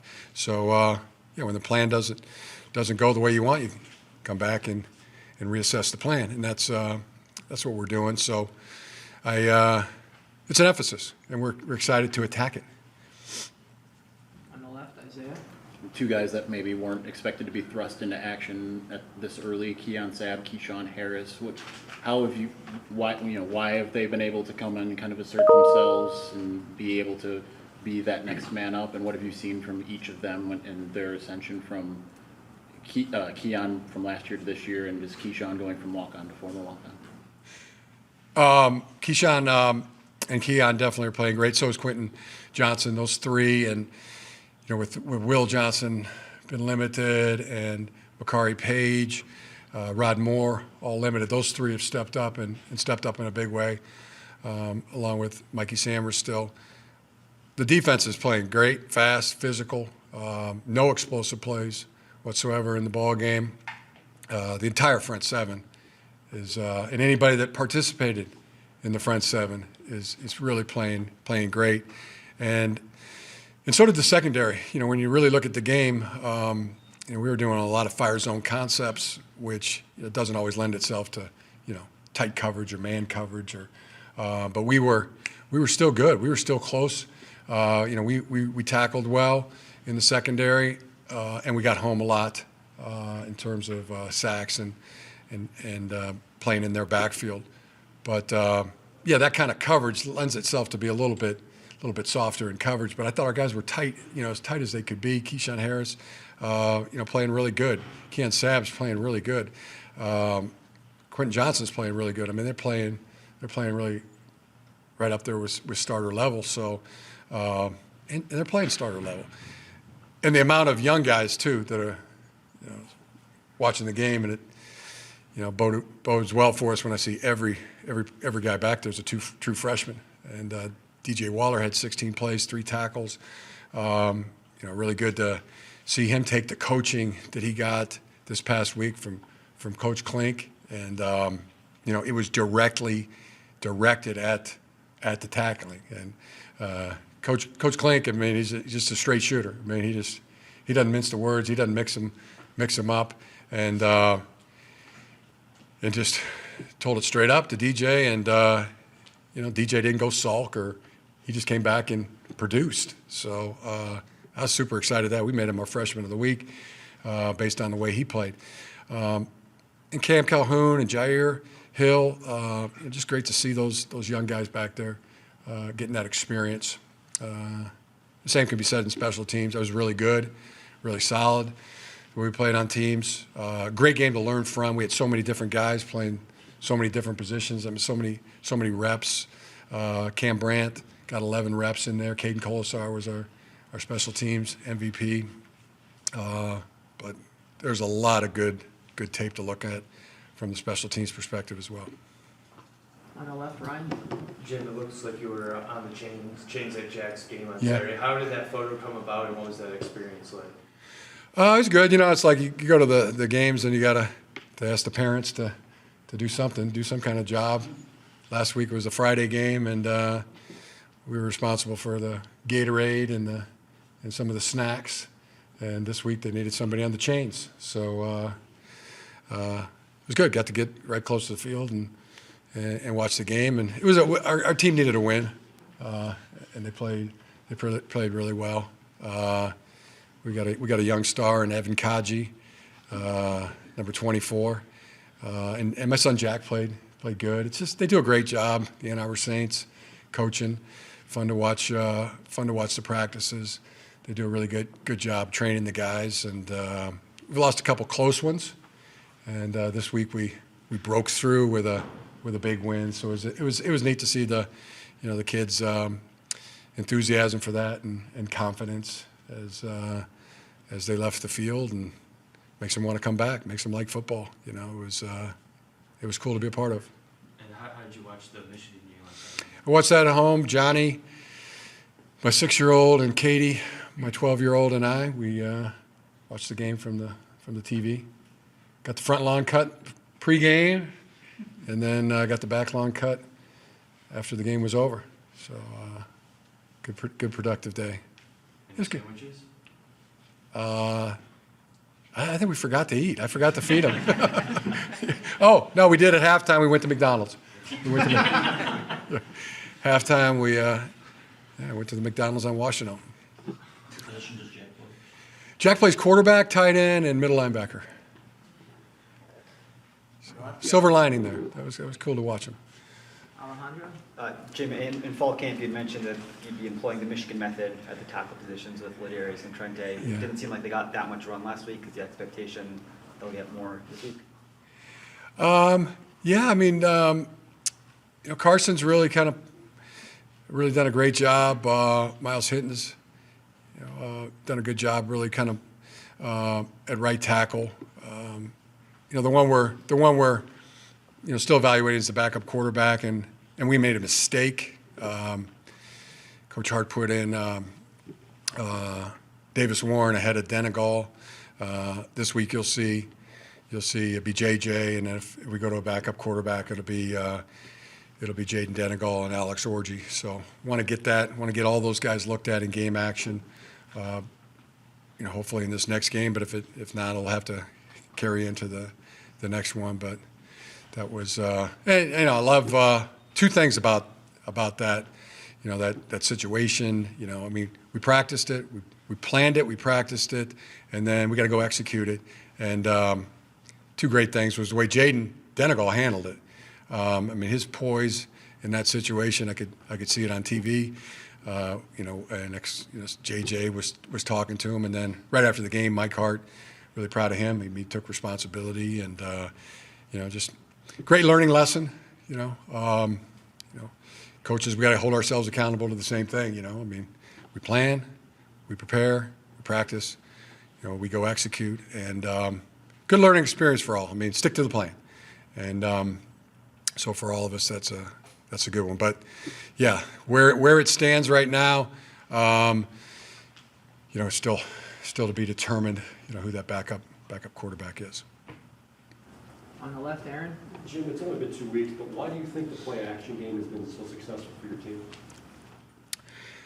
Well, he's mid-fake. You see the linebackers practically at no depth or 1 yard, 2 yards depth, and then trying to turn and run with their backs to the quarterback. That's why it's been successful. Just how much respect that they give to our running game. Do you think this is the obvious next evolution in the offense? I mean, I thought it was pretty darn good last year. I think if I stood here last year and we were talking about this, felt tremendous about the run game, and we were leaning on it. But I knew the passing game was good and was going to be, it'll be used when we, really relied on when we needed it. And I just knew that for like I knew my own name. This year, the passing game is hitting on all cylinders, phenomenal. The quarterback, it's a point now to be. I mean, the goal is, we're 2 steps into the process, 2 games in with JJ, and we'll come back and reload for the 3rd one. But the goal is for JJ to be the best quarterback in the country on the best football team, and we got to get that with the running game too. I want the best backs on the best team as well, and I know we're going to get there. So I'm excited to make that happen, and it'll be great emphasis on that because we're capable. We're completely capable and of getting that done, and so excited to attack that. All right, Reiner? Yeah, maybe outside of Andrew Luck, I mean, has JJ engendered the most confidence of any of the college quarterbacks that you've coached from your standpoint? Yeah, I mean, I hate to compare, right? But very much like Andrew Luck. I mean, quarterback, once in a generation. I knew it first with Andrew Luck is just the way he took the field for his first practice as a true freshman. It's just the way he walks on. You see it with other players. Just the presence that they have when they walk onto the field, and then, first time, getting into the quarterback position, the presence that they have, you go, aha, there it is. JJ, first day he walked onto the practice field here at Michigan, I mean, that's what came to mind. Oh, this is very Andrew Luck-like, the presence and the demeanor, the everything, So, well documented. I think J.J. McCarthy's a once-in-a-generation quarterback here at Michigan or anywhere. What's that like to have that now at Michigan after, I mean, you've great. gone through different, I mean, just to have that available. That's perfect. Perfect.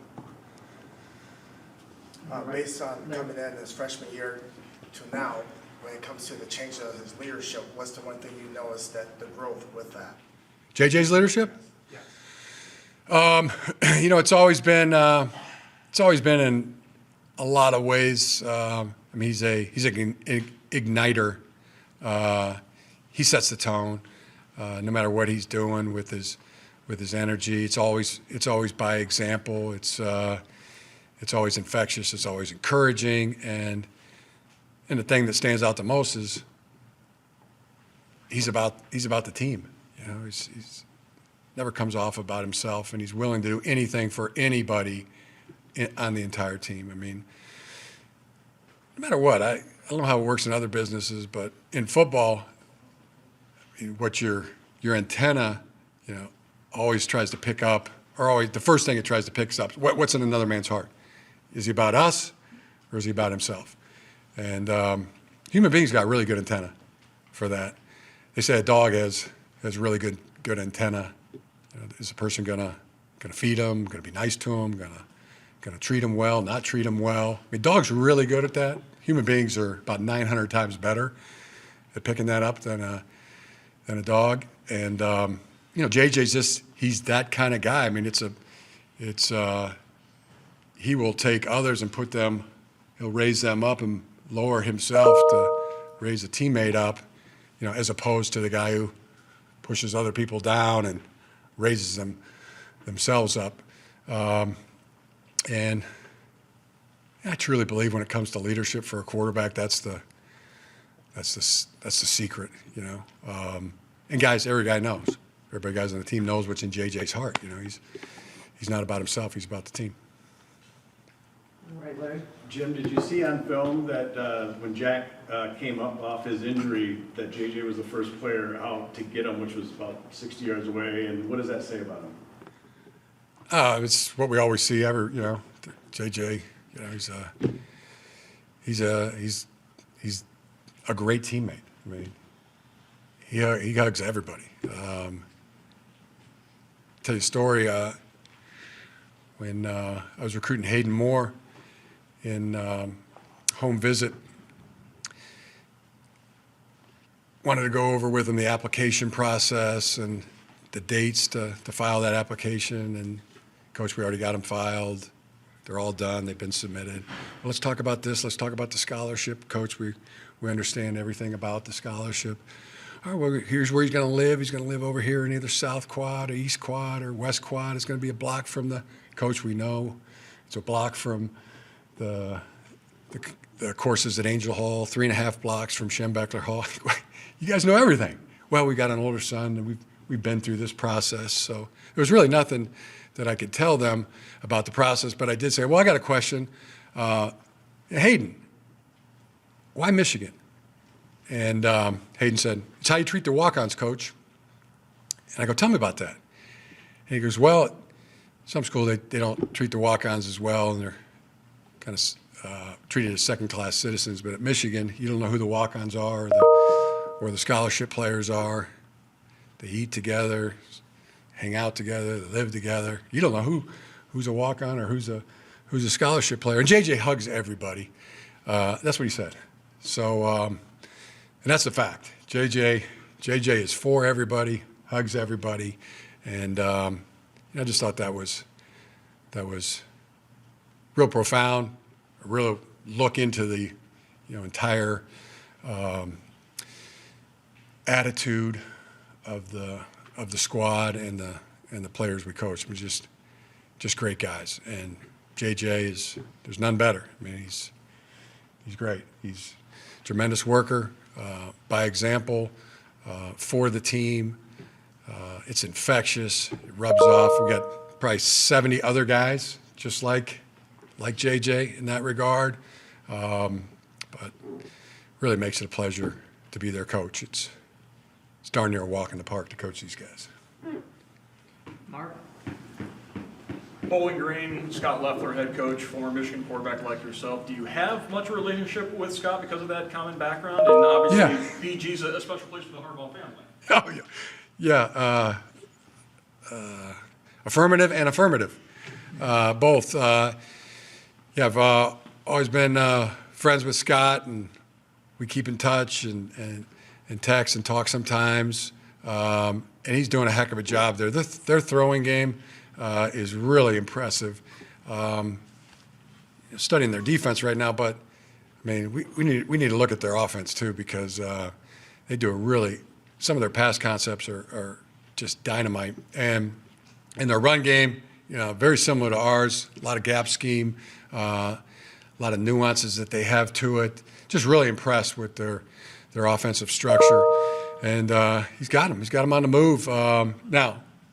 Jack Harbaugh, Bowling Green. I could sing you I Zig a Zumba if you want me to, or he can. But I mean, that's something we've been around since we can first remember anything. I mean, first time I remember anything in life was when my dad was coaching at Morehead State. But remember just about everything. Being 5 and 6 years old when we were in. Dad was coaching at BG. His basement. Well talked about, well-known basement of Jack Harbaugh. If you haven't been there, you ought to just go by there sometime. Big section devoted to Bowling Green. My mom and dad met in an English class at BG. heard all those stories. There's a great picture of my dad sitting on the bench wearing his number 13, and my mom right behind him as a cheerleader at BG. So, yeah, BG. I mean, there hasn't been a time we've ever driven on 23, whether we were going to Crestline or Cleveland, Ohio, that we didn't, look over to the right and look at the stadium, or if we were coming back to Michigan, look over to the left and see the stadium, and hear the stories. And my dad has been right there now for a couple weeks telling us Bowling Green is going to come up here and kick your ass. So we got that as well. Got time for about 3 more. We'll start off.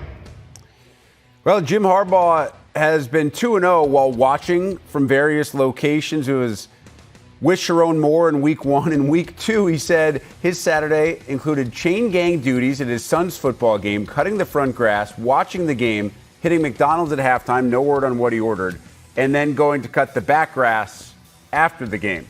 Obviously, we know Jim has a green thumb. Illinois made a road trip to Kansas this past Friday night, and things did not work out very well. 34-23 the final. Jayhawks scoring 34 of the first 41 points in that game. Illinois made it close, but never truly got into the mix. Just a few too many mistakes for the Illini as they fall to 1-1, and things do not get any easier. Next up, a date with top 7 Penn State. For more on the state of the Illini, let's head to Champaign. Here's head coach Bret Bielema. Well, obviously excited to get into Big Ten play, but before we could jump into our Penn State prep, obviously a long flight back on Friday night, and then Saturday for us as coaches, Saturday and Sunday were a lot of personal inventory, not just the Kansas game, but also the first 2 games, just as a collective unit to see what people see of us. I think that's a very important thing for us as coaches to recognize what our opponents are seeing against us, offense, defense, special teams. So really took a self-inventory on Saturday. Had a lot of good conversations, but also then kind of came back and revisited them on Sunday, and then obviously begin to jump into our Penn State prep. They played obviously an early game on Saturday, so we weren't going to get that film until about 2:30 that day. So took kind of a collective breath to get to there. Amazingly, we're pretty healthy. I think coming out of 2 games, had a couple guys get some injuries on Saturday, but nothing that's going to limit anybody out. I believe I heard you guys ask Aaron, Matt Bailey, should be back with us this week. It'll be nice to get him back in rotation, not just from a pure skill standpoint, but he just kind of embodies everything. I think in the back end, obviously we knew coming into this year we were going to replace 4 or 5 back end players, and not just routine players, really good players. So he brings a little substance back there that got a lot of game experience a year ago, not just in the games, but the preparation for the games. He's been a little bit of an assistant coach out there during the field, on the field during practice, also during the home game last week, but obviously excited to get him. Also should get Zeke Holmes back a little bit this week. He's going to basically be cleared, and what he does this week will kind of determine what he can do on Saturday. So excited to get 2 more defensive players back with us. Continued growth out of some of our other guys offensively. Julian obviously left the game with a dislocated finger, but he'll be back with us. Shouldn't have any issues there. And then really nobody else from a health standpoint. So really Penn State, obviously a very, very good football team, complete football team. Offensively, very explosive, very productive. Got a lot of different weapons at all skill positions. A good offensive line. Guys that we recruited, guys at Norzad, their interior player was a guy we had on visit here, so we know a lot about some of these guys. That's what's kind of fun now in our league play. We'll start to see a lot of guys that we not only know because we compete against some guys that we recruited, and you can kind of go a little bit different perspective once that begins to happen. And defensively, I've known Manny for a long time.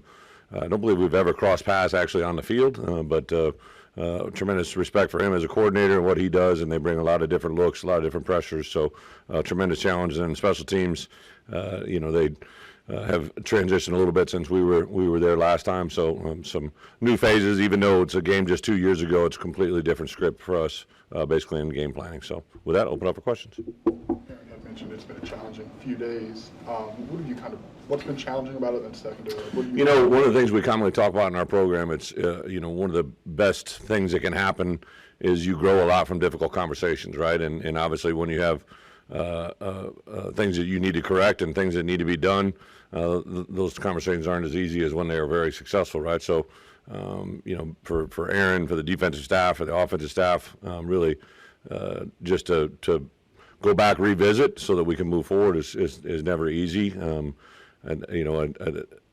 I think about it all the time, right? Like half of the teams in college football lose every weekend, right? And here at Illinois, to have a loss hurt, and it hurts a lot of people, right? Like obviously, I can read the tone of your articles, right? And people that write, right? It matters, right? It matters to people in the community. It matters to our administration. So to have that relevance, I think, is a good thing. But also the disappointment of that makes it a challenge as well. So we had to have some conversations, but on the same point, you can't let Kansas beat you twice, right? So we got to jump into our preparation, learn from our mistakes, make the adjustments we need to correct, and especially for our players and coaches. From your assessment watching the film, what are the issues defensively for you, and what are some of those possible corrections and things you look at when you assess it? Well, I think that you can appreciate, right? Like we're getting ready to play Penn State, so I don't really want to talk about what we think the issues are, right? That would be a little bit of a silly comment, but I would just tell you, for us, I think it's obvious that if you give up a certain number of yards, if you give up a certain number of points, you give up a certain number of third down conversions, you do certain things, it's just not a recipe for success. So we got to correct the things that we believe in, especially on both sides of the ball, offensively and defensively. There's some things we've done well the second half in both games defensively. We've made some good adjustments and made it happen. We just spotted them too much on the front end. Obviously, end of half has been an issue defensively. Offensively, we've done some really good things in the red area, which was a point of contention a year ago. Some things we really concentrated on that side of it. We've really done offensively good at the end of halves, right? But obviously, the flip side of it, defensively, we've given up 2 scores at the end of half, which we can't do because that really has been kind of, in my opinion, the deciding drive on both the game that we won against Toledo and the game that we lost at Kansas. That end of half score was a really big part of the game. These are 2 good teams you've played. How much you gain from that 2-game sample size as a staff? Like how much? Yeah, obviously I wasn't here when either one of these games were scheduled. You look around the league and you see who teams are playing and what the results are, right? And I knew that these were going to be two games out of the gate before we got into Penn State that were going to be very difficult games to prepare to win. And obviously we come out of it 1-1. Love to be 2-0, but we could have been 0-2, so we're 1-1, and we're going to live with it and roll with it. I think the biggest thing that we also took a year ago at this time, we were sitting in the exact same scenario. We were a 1-1 football team after a disappointing Friday night road game loss, right?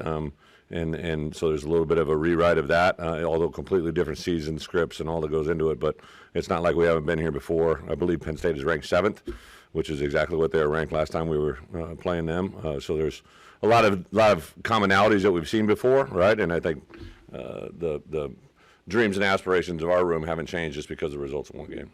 Building off that, how do you keep that perspective with the guys that you've been doing this a long time? Like, you have a lot of season left, although you're still frustrated with the results. Well, I get the question, but I really we do take a 1-0 mentality approach. We just one of the things that we did this year, we didn't even really have season goals. I just said this is going to be the goal of our season is to go 1-0 on a weekly basis, and obviously the first week we were able to achieve that. Last week we didn't. So it allows you in the most difficult moments to stay on the task at hand.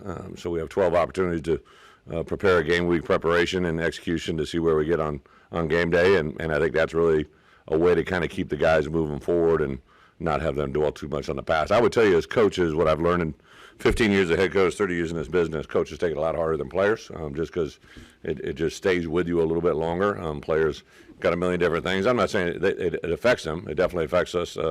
Those players came in, I think, in our building on Saturday. It was an NCAA by rule day off, so we couldn't meet with them, but I had a lot of players walking by, a lot of guys reach out to me, a lot of guys in the building. We had soft tissue recovery and the treatment room open, and I know we had a large amount of, the majority of our 74-man travel roster was through. Yeah. You guys supposed to have a pregame show here on Saturday with Fox. Oh, yeah. That's been changed. Just curious what your reaction was and maybe when that became clear. It really wasn't a big deal to me to begin with. So when it was mentioned to me on Saturday, whenever I was made aware of that, I literally just took that as a responsibility of me, right? Like my responsibility as a head coach was to win football games, and obviously they have the right to choose that. I don't understand the process. Like I was kind of a little bit when it first popped up, like, okay, they're announcing this far in advance. I just had never been a part of that. So I'm all for it. Yeah, giddy up rodeo. But I also, literally, I remember the week of the Kansas game, there was something that popped up that we were going to start to announce things about the Penn State game. I said, whoa, right? Like, I don't want to put that out in front of, that's just how I'm wired, right? So, ironically, the whole way it worked out, plays out that way. But obviously, Penn State won, we didn't. And for us to do what we want to do, we got to focus on task at hand. I don't really get worked up about things I don't have a voice in. And Aaron will continue to call the defense and be the coordinator, or from an operational standpoint, is that something that's on the table for change as well? I think that's probably the most ridiculous question you've ever asked me, but I'll answer it and be, yeah, unequivocally no. He's defense coordinator. I think the part that I've been able to do through 15 years as a head coach is you just understand there's going to be transition whenever these things happen. My first year as a defense coordinator, we went from a defense that was ranked, I believe, in the 80s to #1, and the next year we dropped considerably. Just a lot of different change in personnel, and people learn to attack your scheme and where it is. Aaron and the defensive staff are a very intelligent crew. We've met a lot before last Friday, and we met a lot afterwards, and we'll continue to grow and get better. Aaron mentioned that I guess most of the scoring drives against you have been prolonged by, a penalty. Just, were there similarities between the two games, just in terms of what was happening, or just general penalty? Yeah, so I think in the first game, we made a mention of it. I talked to the players involved. Obviously, we had a face mask. We had a post-snap penalty. We had 2 DPIs. We had a low hit on a quarterback, right? And those all those drives contributed to 20 points. This past weekend, much to the same. Obviously, we had a face mask early on that was in a low red that was on Ryan Mead. And I think in certain situations, like even the week before with Johnny, there's going to be certain fouls that happen during a game that it's just it's just part of the game, right? They're trying to reach and meet. What we can't have is post-snap penalties and repeated issues. I made a special point. I watch everything, offense, defense, special teams, and there's a play when they get Taz for, a post-snap penalty, and they're kind of involved in a scrum. They're kind of grabbing with a TV copy. You literally see the Kansas wide receiver blow a kiss to the sideline, right, and saw the reaction of those guys. So that was something they had probably tipped off the officials that they're trying to get across, and it was definitely something that they coached and got a reaction. So I made our guys aware of, right, that's not a normal sequence, right? So I think our guys have to learn restraint is very, very, very big part of the game, and we got to do a better job of that, even when you're provoked. As part of the assessment, Coach, just taking a look at the depth chart and specifically the offensive line and maybe the back end of the defense, any personnel changes that you anticipate? Yeah, I think anytime you add players or get players back, one of the downfalls or one of the difficult parts for a couple guys is they had not really gotten a lot of practice and reps in before those first games, and I think that reflected in the way they've been able to play. So we've been healthy now for about 2 weeks, and obviously get a lot healthier this week with a couple of those guys back on defense. But yeah, we get better with practice. A short week, I think, was also something that, as we look at it, we talked about it, preached about it, but it took one less day of practice for us, and it was something we definitely needed in the type of offense we were facing, and obviously the defense that we played against as well. So they had the same amount of prep time, right? But it was just a little bit different for our guys traveling and everything. Evaluate your offense. They've had some big deficits they're Yeah. facing, but how would you evaluate what you've seen out of that group? Well, I think we got to have an identity, right? Like, and be able to do some things and count on them and say this is what I like it to equate it to. Like when you hear people talk about us on an opposing coach, what do they say about us before and after the game? And you'd like to have some consistency there.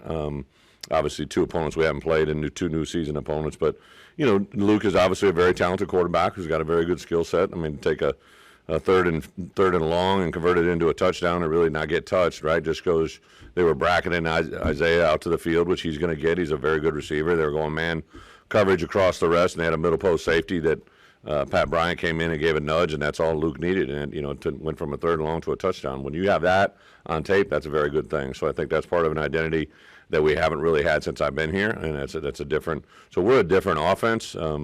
Barry, the reason I brought him here was a lot of the stuff at the line of scrimmage with relief on the perimeter and do certain things, when people would load up and put the box in on against us. So that has to be there, but we have to be a little bit more consistent, I believe, offensively on early down runs, and that's going to be a big part of it, and just stay in sequence. I showed a play, I believe it was a sixth or seventh play of the game, defensively, where we had Xavier Scott pulled the trigger, came up, knocked the ball loose, and we had 8 guys within 5 yards of the football. They had 1, right? And ball just bounced up and got in his hands. That's one that you would really hope that would go the other way. And then on the flip side of it, we had 2 offensive passes that were being bobbled, at the catch, and they came up with interceptions. So the ball bounces in unique ways. You got to be able to overcome those situations. But I did point out to our guys, you got to create the way the ball bounces as well. So it's just one of those moments that we got to take a big learning step moving forward, but also not overreact to the moment.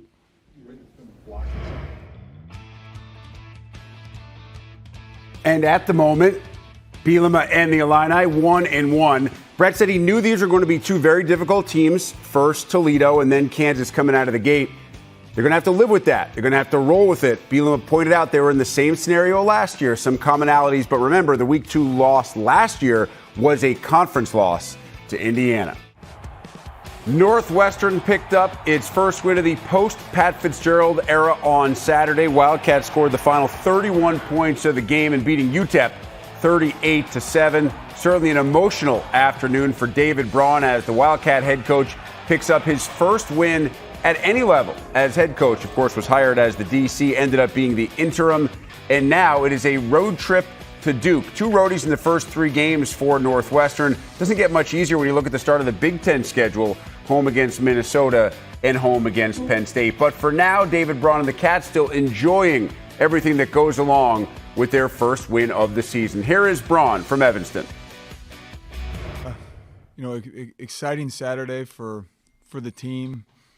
Very excited to be back in routine. Guys had yesterday off, which was a much needed off day, coming off of a short week, but back in the facility today. A couple corrections from UTEP, and moving on to Duke. Really well coached football team that is playing really good football right now, playing with a lot of confidence. Play great defense. Balanced football on the offensive side of the ball, with high-end quarterback play. So we have a big challenge ahead of us, a challenge that we're excited about. But our guys have done a great job of enjoying Saturday on Saturday, and back in the facility today, and full focus on getting down to Durham and playing our best football.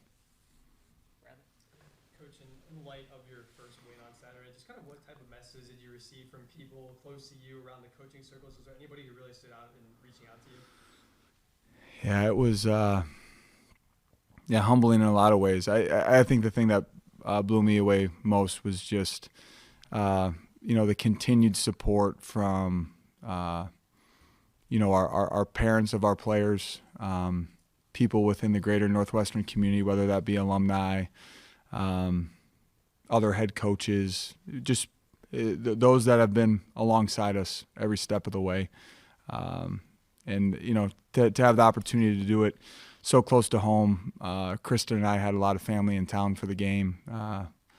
Bunch of guys that I played college football with at Winona State are Chicagoland guys that were at the game. It was neat to share in that. Coach, you said that you would have some potential clarity on Ben Bryant's injury from Saturday. What's his status for next week, as well as Brendan Sullivan, who's listed questions? Yeah, we're not going to share any specifics, but we anticipate at this time both those guys being available. Coach, in the second half last week, Josh Thompson came in for Zach Franks at the right tackle spot. Can you just talk us through that decision, and is that Josh's spot now? Yeah, from day one, we've said that position was going to kind of be by committee between those two young men, that they were going to rotate in. with game one of Rutgers lacking opportunity for the offense in terms of their amount of snaps on the field in the first half. Probably didn't get into the rotation that Coach Anderson had hoped. But in the second half, Josh came in. We were hot and stayed with the hot hand. We'll continue to have both those guys rotate in. But certainly was very impressed with the way that Josh came in the second half and moved the line of scrimmage, did some really good things for us. Just to follow up on that, does that give you any concern about not having all 5 guys have continuity throughout the rotation? It doesn't. I think the best O-lines that I've been around do have a sense of rhythm and continuity for sure, but especially early in the season have the ability to rotate 7 to 8 guys in at times to build continuity, just understanding that you got to find some guys that can be position flexible and be swing guys for you that allow you to get your best 5 on the field as you start to really identify that as the season goes along. And also an understanding the physicality that is involved at that position, hoping that you stay fully healthy at that position throughout the year, but also understanding that's not always the case and building depth and confidence by being able to play more than just 5. Coach, you talked about just now about the injuries, right? On Saturday we saw a few different quarterbacks. Is there an expectation that they'll be the same? Lewinsky, Lausch, or just like a mix of guys? Yeah, and Ben Bryant is our starting quarterback, and we plan for that to continue to be the case. Utilizing Jack Lausch, who's a quarterback, clearly shows he has the ability to throw as well. But we're finding ways to get Jack involved, just with his athleticism, his playmaking ability. And to speak on the multiple quarterbacks, I don't want to go without mentioning Ryan. I mean, his ability to come in with poise, operate the offense, and show up with just a ton of passion and energy, again, I think speaks to just the quality, character of men in that room. Selfless, coach one another, carry one another. For Ryan to come in and step in and do what he did and do it with the energy that he did was, again, just a reflection of that room and him specifically in terms of just his character and his commitment to this team.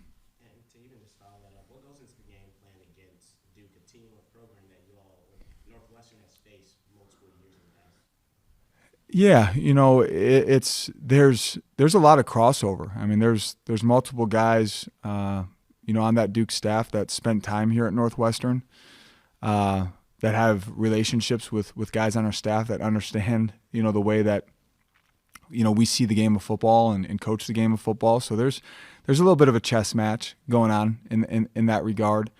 But what I can tell you is there's just a tremendous amount of respect for the way that program has operated over the course of the last,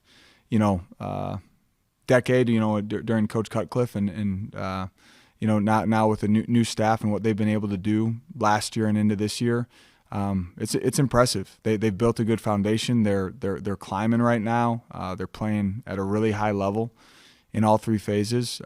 We understand we're not only dealing with a talented team, but we're dealing with a very well coached team. Coach, you're going from a big win at home against UTEP, and now you're the underdogs on the road at Duke. How do you get the team to make that emotional turnaround, and then what are your goals for Saturday's game? Staying completely focused on our process and our passion. Again, like I said last week, I think this group is at its best as an underdog. So we're not paying attention to lines, but that's the first I heard of it. But I welcome that information, and there certainly is. As we talked about, we talked about that this year is not going to be linear. There's going to be ups and downs. After Rutgers, it was certainly a huge letdown. There was certainly an emotional high from Saturday. We need to return to our process, make sure that we show up with a great deal of passion and energy, and put our best foot forward. And I think we know that we've known this all the while, but Saturday was a great reminder that we have a good football team. We have the right collection of young men of high character that love playing for one another. And anytime that you show up with that type of focus and that type of passion, you're going to give yourselves a chance. So we're going to talk about Duke and how they attack us and understand our opponent, but we're going to put all our energy into just making sure we show up at our best. How important was it to get AJ more touches on Saturday? And as a defensive coordinator, what problems would you pose for guys trying to game plan against him? Yeah, it was critical. You know, a credit to Coach Bajakian and the offensive staff for finding ways to get the ball in his hands.